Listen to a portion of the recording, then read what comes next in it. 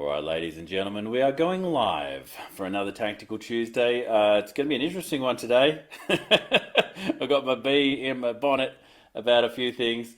So this one is really talking about how not to get kicked in the teeth when it comes to business. Now, I'm going to get right into it in just a moment. But before I do, if you are watching this in replay, I would love you to put the hashtag replay into the comments so that I know that you are watching it. Sometimes people watch and use these videos and I don't even know that they found them helpful, so I'd love to see you do that. If you are watching live, either put live or say hello in the comments. I would love to see you as well. Hopefully today is going to be really, really useful. I think it is. It is very much about mindset today, whereas sometimes I've been very practical around a tactical tip or strategy. Today's Tactical Tuesday is around how to actually implement any of those strategies and really avoid getting kicked in the teeth. So let's start, shall we? Welcome to Tactical Tuesday. My name is Russell Pearson. For the last 25 years, I've been working in the areas of sales, marketing, and promotion. And today I'm coming to you live from Facebook, from the Future Proof Business Group. And if you are a consultant, a specialist service provider, or anything in between, if you're an advisor, I would love you to come and join us over at the Future Proof Business Group, where we talk about all things future-proofing your business and how to adapt in this ever-changing business environment we find ourselves in. Now, things have changed of recent times here in Australia. Hello, Di, good to see you. With the election that's just happened in this country. And one thing that I've noticed is that as soon as election comes up, people wait before it's going to happen. There's this build-up to the election, like I need to be waiting to see what the result is because then I can decide my life. Now, I'm going to touch on that in just a moment. Lana, good to see you as well. My point that I made yesterday was very much a case of you're an adult, you can look after yourself. And I want to premise the entire discussion that I'm about to talk about, because I'm going to go on a bit of a rant today, all around the fact that if you are an able-bodied person, if you are an adult, if we're talking about you controlling your business life. We're not talking about you as a refugee. We're not talking about you as the missing generation. We're not talking about you in a war zone. We are talking about you as a business person and your opportunities to make the most out of the business opportunity in front of you. So, today we're talking about how not to get kicked in the teeth when it comes to business. Because if you've been in business for any length of time, if you've been in it for more than 5 years, you've probably got kicked in the face at some point because of something going wrong in the business. Now, the people who could have kicked you in the face are potentially people like your employees, or it could have been clients or suppliers. These are all the people who like to kick you in the face from time to time. But what's interesting about that is we can only get kicked in the face if we're allowing ourselves for that to happen. And so there are a number of things I want to talk about today that are going to prevent us from making that happen to us. So things are not going to kick us in the teeth because we're going to learn to avoid them. Funnily enough, I used to box a lot. I used to box in my late teens and early 20s. And one thing I realized early on is that it was a really life-changing moment the first time you get punched in the face and realize that you can take it. But it's the journey after that of learning how to avoid those punches that makes you so much more successful, because enough punches will actually knock you down. So we want to talk about how to avoid those punches today. So the first place to start really is around your opportunity as an individual. Every day we have the opportunity to look out there in the world and we go, things are happening to us, rather than we are causing the things that happen around us. And I want to talk about this little thing that I was taught years ago by my first coach. It's called above and below the line. Now, if you have seen this, I'd still love you to watch this. You might get something new out of it. You never know. I'm going to pull the board over here and I'm going to draw a line. Here is the line. So every day we have the ability in just about every decision we make, and even in cases where we don't realize we're making a decision, to be above or below this line. Now, below the line, there are a couple of things that actually keep us stuck. And funnily enough, the acronym is BED. It's where we decide to blame.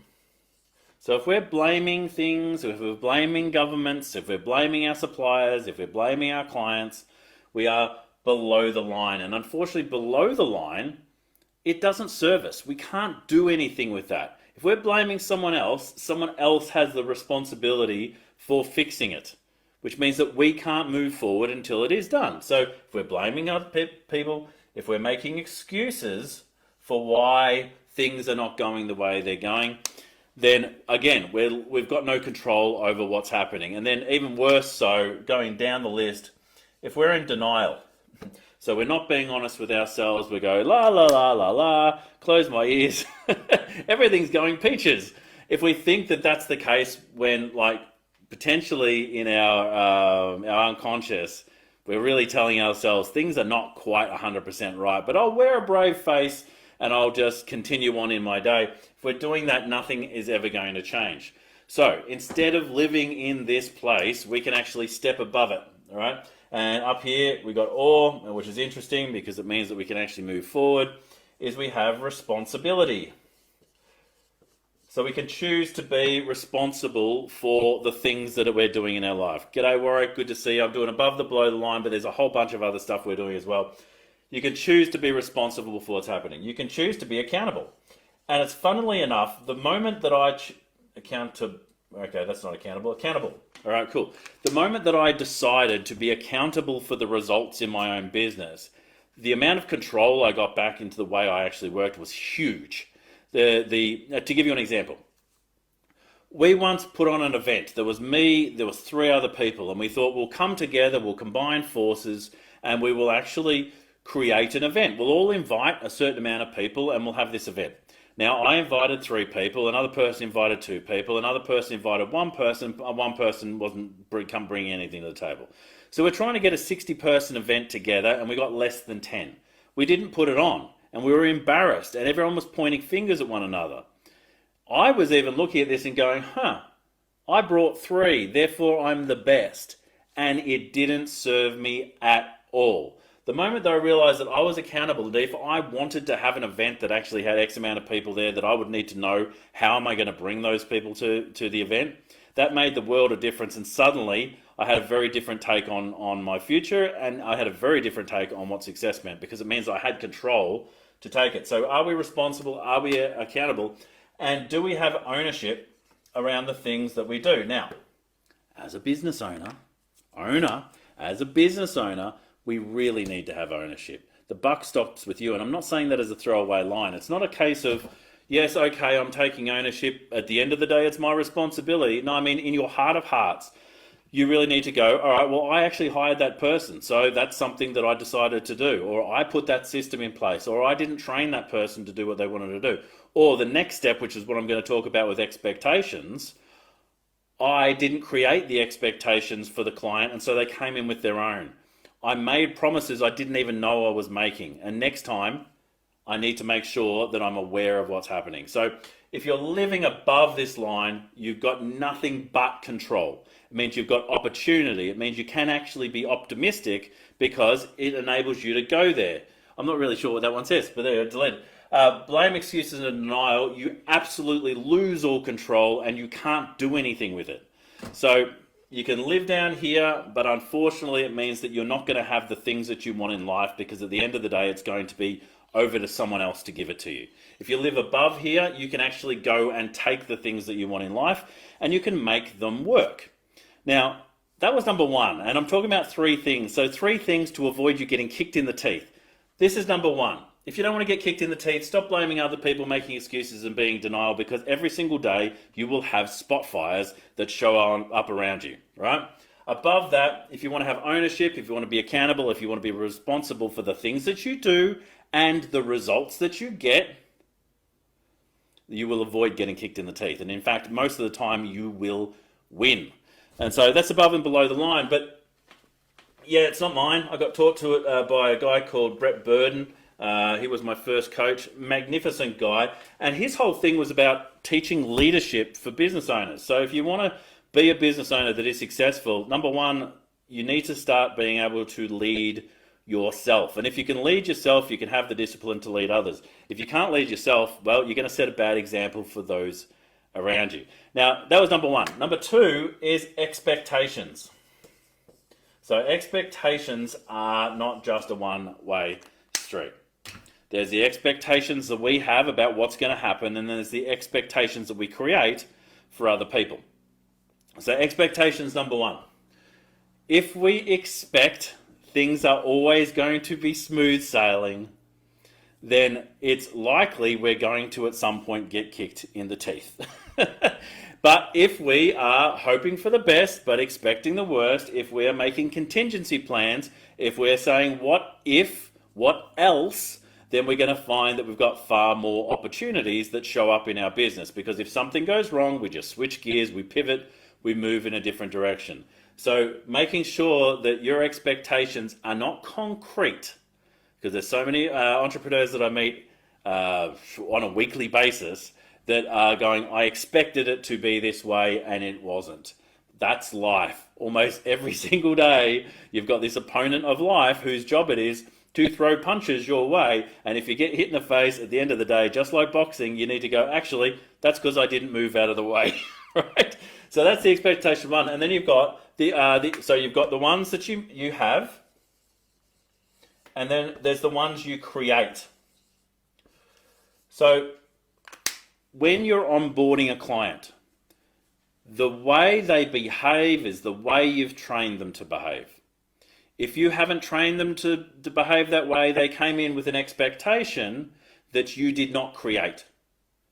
And so it is your responsibility, you have ownership, you're accountable, you have responsibility for creating expectations, not only for your clients, but for your suppliers and for your team members and for yourself, to make sure that you understand what's going to happen and the way it's going to happen and what you can expect. I remember I used to do a lot of logo design back in the day, and I would say to a client, I didn't start out saying it this way, by the way, so I'm going to tell you what I got to, and then I'll work back. We used to say to a client, I'm going to send you a draft of this logo. Now you can expect one of the three things to happen. You're either absolutely going to love one of the designs, you're going to hate them all, or you're going to see there's something in some of these designs that I like and I'd like to combine them. Any of those is absolutely fine. And by setting the expectation that any result is fine, they were fine with the result, right? It didn't mean they always liked the logo, but they were happy with the process. Now, the way I put that in my business is because when I first started, I didn't set that expectation with the clients. And so the first draft, they thought in their head was going to be a final draft, and they didn't realize that there was going to be a process for it. And so they'd look at the first draft and they're going, oh, I don't know. And they wouldn't give me feedback, and they'd go and get a design from someone else. And once I realized that I was not setting expectations, not creating them, that they had expectations of their own, then I realized, oh, okay, that's my responsibility. I need to create those expectations for my clients so they know what to expect as they go through the process with me. So number two, if you have concrete expectations, you'll be kicked in the teeth. If you're not setting expectations for others, you're going to get kicked in the teeth. So if we want to avoid those things, set expectations for others and be flexible in your expectations of what you're expecting day to day. Now, final one. The final thing is patterns. Now, there's a lot in patterns, and yes, there's a bit of psychology. But there are things that we do in our life every day, every month, every week, every year, where we do the same pattern every time. And there's an adage which is like, how we do one thing is how we do everything. Now, I used to push back against this one really hard. I hated it. That, hang on, if I do things, I do well in this area, and that's not how I do things in this other area of my life, but actually on investigation, it was. And so how we do one thing becomes very much how we do everything. And we've got these patterns that we run. So for instance, if we're used to, what's a really good example of this?